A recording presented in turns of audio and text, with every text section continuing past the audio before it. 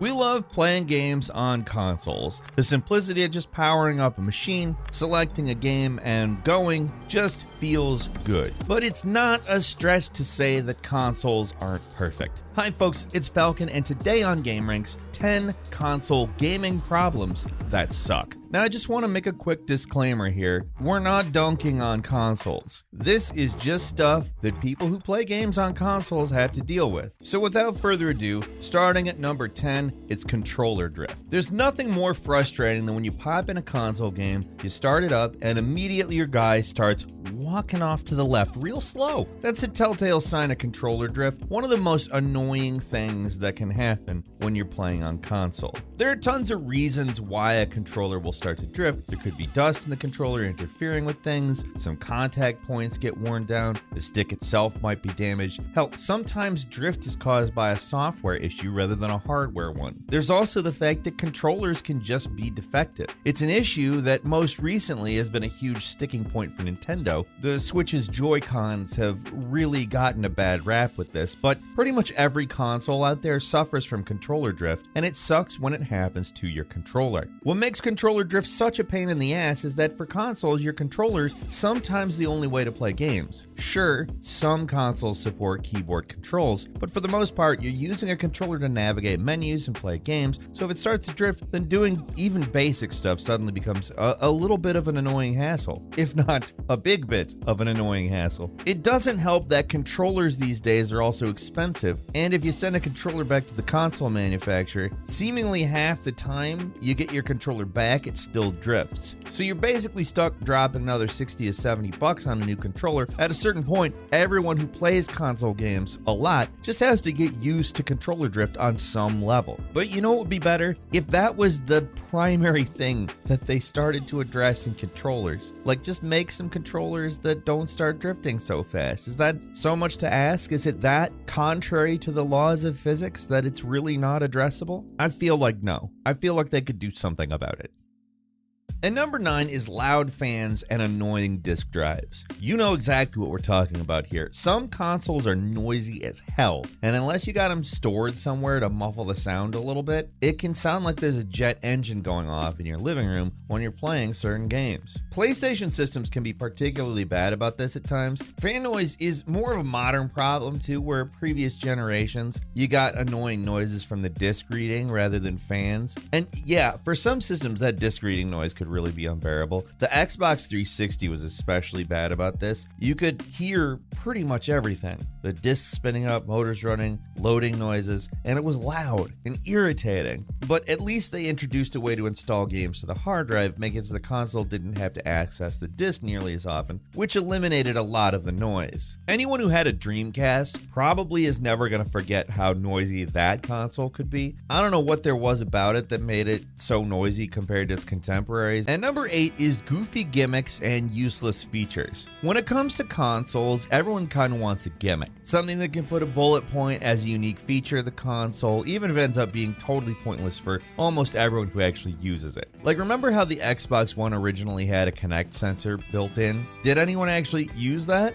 I mean, I'm sure someone did, but I sure as hell didn't. The PlayStation wasn't a lot better. I mean, how many times does anyone actually use the touchpad on a PS4 or PS5 controller? Sure, a few games used it as a gimmick early on, like Infamous Second Son, but for the most part, the touchpad is just pretty much forgotten about. And if you hate gimmicks, then Nintendo consoles are kind of the worst. I mean, there was an entire generation of Nintendo consoles focused on a gimmick controller, the Nintendo Wii. And while there are a lot of Wii games we still love, a lot of the time that controller just made things unnecessarily complicated rather than really added anything to the experience. Like in Donkey Kong Country, do we really need to be shaking the controller to roll? What does that really add to the experience? Seriously. And then there was the Wii U and its weird controller, which was mostly pointless. Only one player at a time was really able to use it. But here's where the positives, I think, for these things kind of play out. The Wii had its motion controls really up front. The Wii U had its weird touchscreen controller up front, and they kind of realized, yeah, these things can be good, but they're not useful as a primary feature.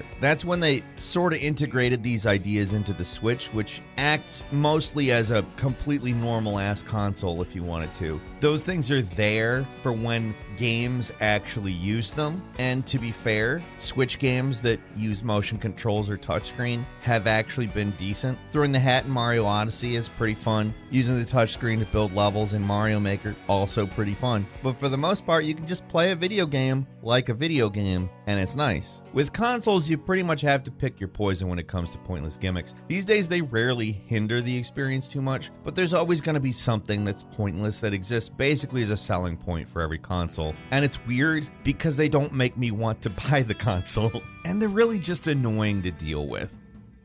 And number 7 is batteries. On top of controller drift, one of the most annoying things about console controllers are their batteries. The funny thing is, they're all kind of annoying in different ways, but either way, having to worry about battery charge on your controller sucks, no matter what console you're playing on. With the newer Xbox controllers, the fact they don't have rechargeable batteries packed in can be pretty annoying. Almost everything has rechargeable batteries these days, so being forced to go out and buy batteries for a controller feels backwards. But on the flip side, PlayStation 5 controllers do have rechargeable batteries, but they have their own problem. They drain way too fast, and that was the same problem the PlayStation 4 controllers had. It feels like these things go from full to dead only after a few hours, and from there, if you want to keep playing, it's either just plugging the controller in and pretending it's 1995, or waiting for the controller to recharge. All those new haptic features, they are cool, but man, do they drain the battery. Even if you turn all that stuff down though, and dim the backlight on the controller, still doesn't last that long. Dead batteries on controllers is annoying, whether it's rechargeable or replaceable, and you either have to run out of the store, buy some overpriced battery, or sit on your hands and wait for it to recharge.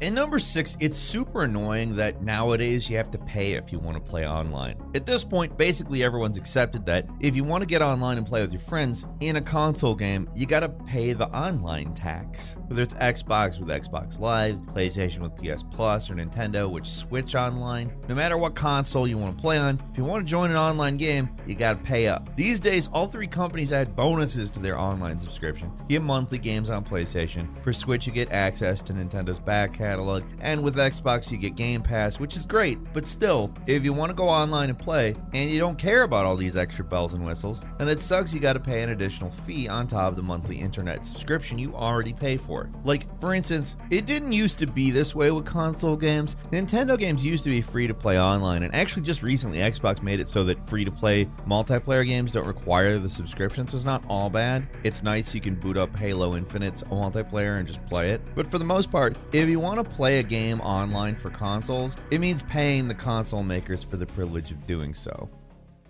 At number 5, this has been a bane for many years, but console exclusives. For a lot of people, one of the most appealing things about consoles are their exclusives, the games that are only available on a specific platform. One of the biggest reasons people buy Nintendo is to get access to Nintendo games, and it's hard to imagine Nintendo without exclusives like Mario, Zelda, Smash Brothers, Metroid. And if you actually have the console, that's great. But if you don't, like the massive number of people who are still trying to get an Xbox Series X or a PlayStation 5, those console exclusives might as well not exist. So many great games are console exclusive, and while it can be a great way to lure people in to buy those consoles, it's also really annoying for people who might only want to play that game and nothing else. Video games are already expensive enough as it is, especially with PlayStation trying to push a price hike of $70. Now you got to spend $500 on a console on top of that. For a lot of people out there, that's just too much to ask, especially if you only want to play a few games on that console. That's what makes console exclusives such a drag. When you can't get them, either because of console scarcity or because they're too expensive, it really sucks. If you just want to play cool games, then the fact you're basically forced to buy all 3 consoles if you want to experience everything sucks a lot. Like, yeah, we've bought all 3 consoles to play everything here at gameranx. We kind of have to, and that does make us kind of part of the problem, but that doesn't mean we like it. Some of the absolute best games out there are trapped in console exclusivity, and because of that, a ton of people who would otherwise enjoy playing them never will, and that sucks. At number 4, bigger games and less or even just plateauing storage space. Here's a more recent console gaming problem, but for anyone who plays a lot of games, it's one of the worst. It's the lack of storage on the newer consoles. As video game file sizes keep getting bigger and bigger, you'd think that the storage options would increase, but not really. The Xbox Series X only has 802 gigabytes of available storage, which sounds like a lot, but it fills up quick. And the PS5 is even worse, with only about 667 gigabytes gigabytes. With just one game like Call of Duty, you can easily take up like a fourth of the available storage on the entire PS5 console. If you're the type of person who likes to have multiple games installed at one time, not a weird thing actually, then these new consoles are making things a lot harder on you. At least with the Xbox Series X, you can buy additional storage if you don't mind forking over more than $200 for a 1TB card or $400 for a 2TB upgrade. I mean, that's almost as much as the console itself. This stuff is incredibly expensive. Granted, it's a certain kind of storage, which is very fast and allows for these load times to be near nothing. But with the PlayStation 5, you're pretty much stuck upgrading the internal storage, which sucks. At least you can store games in an external HD, even if that means you have to transfer PS5 games onto the internal SSD if you actually want to play them. It's confusing, but it's at least a little cheaper. Basically, the whole storage situation for new consoles is confusing and annoying, and it's probably going to become a bigger problem as more and more games get released on each system.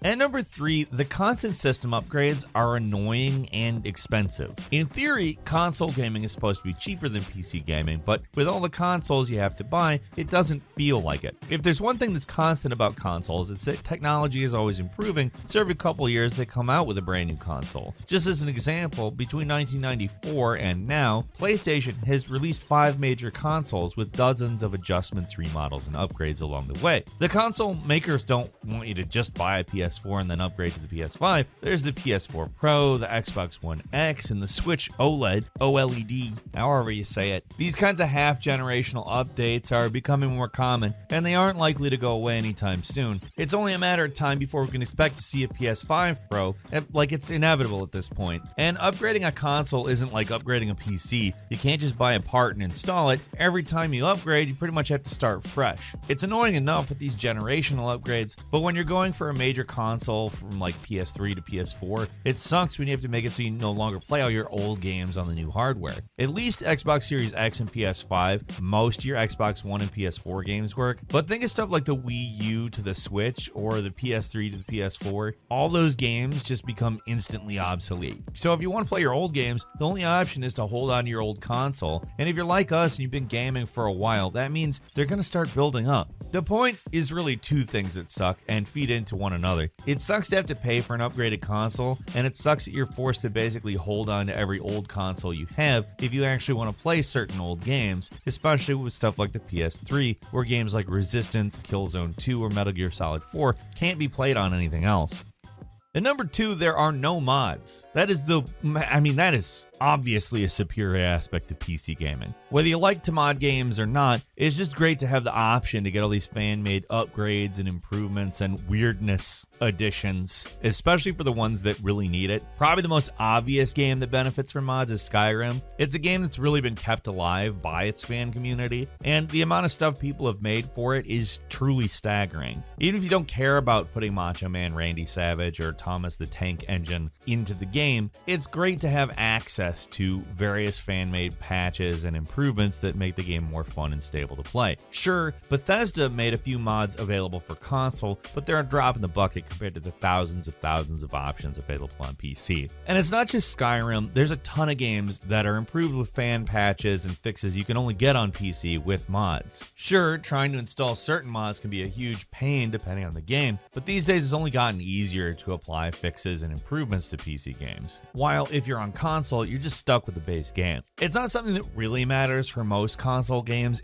admittedly, but for the few games where you really get a lot of fan and community support, having access to mods is an awesome thing that's just not available if you play on consoles. And finally, at number 1, consoles are basically just mini PCs now. One of the things that sucks most about the consoles these days, they really don't feel a lot like consoles anymore. Back in the old days when you got a console, it was really simple to set up and easy to play. Just plug it in, pop in a game. It was never quite that easy, but in general, that was how things worked. These days, you might as well be using this PC. These things can get so complicated. You're pretty much getting all the annoying parts of using a computer, like all the logins, the mandatory system updates, updates, the day one patches, with only a few of the benefits. And it really can be exhausting to deal with, especially if the main reason you want a console is so you don't have to deal with all the fiddling that a PC game requires. Like, now it's basically mandatory to go into a game and adjust the settings when you're playing a console game, even if only just to change the graphics settings between performance and fidelity. On PC, you just adjust the stuff to your heart's content, but on console, it's usually one or two settings, and in some cases, it can be hard to tell if changing the graphics settings even make any difference. Then there's navigating the interfaces, which can be awkward, and having to deal with very PC-like issues like storage space, remembering login passwords that you have to type in on a controller, by the way, mandatory system updates, ones that won't let you use the internet unless you install them, which is actually worse than most Windows updates. And just like Windows, sometimes the updates mess things up. As years go by, the line between consoles and PCs keeps getting thinner. In some ways, it's an improvement, like finally seeing FOV settings appear in console games, but in a lot of ways, it's just annoying. Consoles are not the user-friendly option they used to be, which kind of sucks sometimes. And that's all for today. Leave us a comment, let us know what you think. If you like this video, click like. If you're not subscribed, now's a great time to do so. We upload brand new videos every day of the week. Best way to see them first is, of course, a subscription, so click subscribe. Don't forget to enable notifications. And as always, we thank you very much for watching this video. I'm Falcon. You can follow me on Twitter at Falcon the Hero. We'll see you next time right here on GameRanx.